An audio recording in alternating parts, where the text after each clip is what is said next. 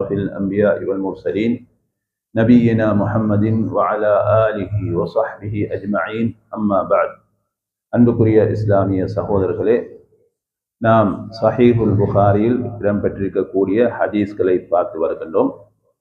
அந்த வரிசையில் சஹீஹுல் புகாரியிலே முதலாவதாக வஹி செய்தி என்ற அந்த பாடம், இரண்டாவதாக நாம் பார்த்தோம் ஈமான், மூன்றாவதாக கல்வியின் சிறப்பு. இந்த மூன்றும் முடிந்துவிட்டது. இன்றைய பாடம் புதிய ஒரு பாடம், அதுதான் உது சம்பந்தமாக. நான் ஏற்கனவே சொல்லி இருக்கின்றேன், நாங்கள் நீண்ட காலமாக தொழுது வருகின்றோம். ஆனால் ஒருவரிடத்தில் நபியுல்லாஹி ஸல்லல்லாஹு அலைஹி வஸல்லம் அவர்கள் எவ்வாறு உது செய்தார்கள் அதை கொஞ்சம் சொல்லித்தாருங்கள் என்று சொன்னால் நிறைய பேருக்கு அது தெரியாமல் இருக்கிறது. எனவே இன்ஷா அல்லாஹ் நாம் தொடர்ந்து இந்த உதுவை பற்றி, நபி அவர்கள் எவ்வாறு உது செய்தார்கள் என்பதை இந்த பாடத்தில் நாம் அறிந்து கொள்ளலாம். எனவே விடாமல் தொடர்ந்து இந்த பாடத்துக்கு நாம் சமூகம் தர வேண்டும். அந்த அடிப்படையில் உதுவுடைய பாடத்தில் முதலாவது ஹதீஸ், அதாவது 135வது ஹதீஸ், அந்த ஹதீஸை அறிவிக்கக்கூடிய சஹாபி அபூ ஹுரைரா ரலியல்லாஹு அன்ஹு அவர்கள் நபி ஸல்லல்லாஹு அலைஹி வஸல்லம் அவர்கள் சொன்னதாக சொல்லுகின்றார்கள், லா துக்பலு ஸலாத்து மன் அஹ்தத ஹத்தா யதவல்லா. ஒருவருக்கு சிறு தொடக்கு ஏற்பட்டு அவர் உலு செய்யாதவரை அவருடைய தொழுகை அங்கீகரிக்கப்பட மாட்டாது என்று நபியுல்லாஹி ஸல்லல்லாஹு அலைஹி வஸல்லம் அவர்கள் சொன்னதாக அபூ ஹுரைரா ரலியல்லாஹு அன்ஹு அவர்கள் சொல்லுகின்றார்கள். இந்த செய்தியை அபூ ஹுரைரா ரலியல்லாஹு அன்ஹு அவர்கள் சொன்ன பொழுது, யமன் தேசத்தை சேர்ந்த ஒருவர், அபூ ஹுரைராவே, சிறிய தொடக்கென்றால் என்ன என்று கேட்டார். அப்பொழுது அபூ ஹுரைரா ரலியல்லாஹு அன்ஹு அவர்கள் சொன்னார்கள், சப்தத்துடன் அல்லது சப்தமின்றி ஒருவருக்கு காத்து போனால் அதற்கு பேர் சிறிய தொடக்கு என்று சொன்னார்கள். அதாவது சப்தமாக காத்து போகும், சப்தம் இல்லாமல் என்ன செய்யும், காத்து போகும். இந்த ரெண்டு முறைகள்ல ஒன்று ஏற்பட்டால் அவருக்கு சிறிய தொடக்கு ஏற்பட்டு விட்டது என்று அபூ ஹுரைரா ரலியல்லாஹு அன்ஹு அவர்கள் சொல்லுகின்றார்கள். எனவே நாம் ஏற்கனவே பார்த்திருக்கின்றோம், தொடக்குகள் இரண்டு வகை. ஒன்று பெரிய தொடக்கு, இன்னொன்று சிறிய தொடக்கு. உதுவை முறிக்கக்கூடிய காரியங்கள் அனைத்தும் சிறிய தொடக்கு. குளிப்பை கடமையாக்கக்கூடிய காரியங்கள் அனைத்தும் பெரிய தொடக்கு. இப்ப ஒருவர் உது செய்து உதுவுடன் இருக்கிறார், இவருக்கு காத்து பெய்த்து, இப்போ உது முறிஞ்சு விட்டது, சிறிய தொடக்கு ஏற்பட்டு விட்டது. அதே போன்று சிறுநீர் கழித்தார், மலஜலம் கழித்தார், அப்பொழுதும் உது முறிந்துவிடும். அல்லது மதி ஏற்பட்டது, அப்பொழுதும் அவருக்கு உது முறிந்துவிடும். மதி என்ன என்பதை சென்ற ஹதீஸ்களில் நாம் பார்த்திருக்கின்றோம். எனவே சிறிய தொடக்கு என்பது உதுவை முறிக்கக்கூடிய காரியங்கள் ஏற்பட்டால் அதற்கு பேர் என்ன, சிறிய தொடக்கு. அப்ப அந்த அடிப்படையில் இந்த ஹதீஸிலே அபூ ஹுரைரா ரலியல்லாஹு அன்ஹு அவர்கள் காத்து பிரிவதை மாத்திரம்தான் சொல்லுகின்றார்கள், வேறொன்றையும் என்ன செய்யவில்லை, சொல்லவில்லை. ஏன்?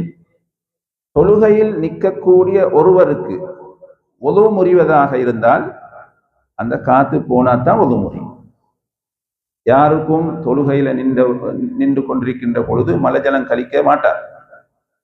தொழுகையில் இருக்கின்ற பொழுது காத்து போவதற்கு வாய்ப்பு இருக்கிறது. எனவேதான் அந்த ஹதீஸில் இந்த செய்தி, சிறிய தொடக்குக்கு உதாரணமாக காத்து பிரிவதை நபி ஸல்லல்லாஹு அலைஹி வஸல்லம் அவர்கள் சொல்லுகின்றார்கள். எனவே இந்த ஹதீஸில் நாம் பார்க்கின்றோம், இஸ்லாம் சுத்தத்துக்கு மிக முக்கியத்துவம் கொடுத்திருக்கிறது. அல்லாஹ்வும் குர்ஆனில் சொல்லுகின்றான், இன்னல்லாஹ யுஹிப்புத் தவ்வாபீன் வ யுஹிப்புல் முத்தத்தஹிரீன். அல்லாஹ் தௌபா செய்யக்கூடியவர்கள், பாவ மன்னிப்பு தேடக்கூடியவர்களையும் நேசிக்கின்றான், சுத்தமாக இருக்கக்கூடியவர்களையும் நேசிக்கின்றான். சுப்ஹானல்லாஹ். எனவே சுத்தம் மிக முக்கியமானது. அப்ப சும்மா சுத்தமாக இருந்தாலே அல்லாஹ் என்ன செய்யறான், எங்களை நேசிக்கின்றான் என்று அல்லாஹ்வே திருமறையில் சொல்லுகின்றான். எனவே இஸ்லாத்துல சுத்தம் மிக முக்கியம். இது ஒன்று. இரண்டாவது விஷயம் என்னவென்று சொன்னால், நாம் குறிப்பாக தொழுகைக்கு வருகின்ற பொழுது நாம் சிறு தொடக்கை விட்டும் நீங்கி இருக்க வேண்டும். அப்படின்னு சொன்னால் உதுவை முறிக்கக்கூடிய காரியங்களை விட்டும் நீங்கி இருக்க வேண்டும். ஒருவர் தொழுகிறார், ஆனால் அவர் உது இல்லாமல் தொழுகிறார்.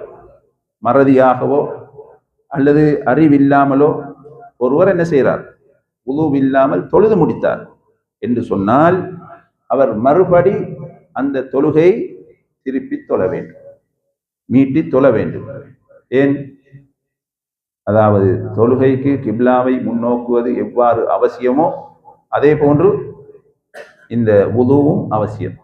உது இல்லாட்டி தொழுகை ஏற்றுக்கொள்ளப்பட மாட்டார். அதே போன்று இப்போ ஒரு ஆள் தொழுது கொண்டிருக்கிறார்.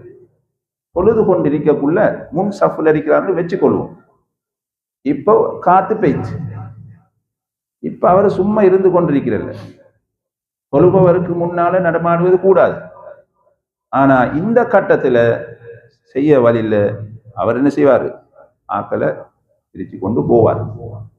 போய் ஒது செய்து விட்டு வந்து ஆரம்பத்திலிருந்து தொழுகையை ஆரம்பிப்பார். உதாரணத்துக்கு 2 ரக்காத்து தொழுது கொண்டிருக்கும் பொழுது காத்து பெய்ச்சு, இப்ப அவர் போய் என்ன செய்யணும், ஒது செய்து விட்டு வந்து தொழ வேண்டும். 4 ரக்காத்து தொழுகண்டு வைப்போம்.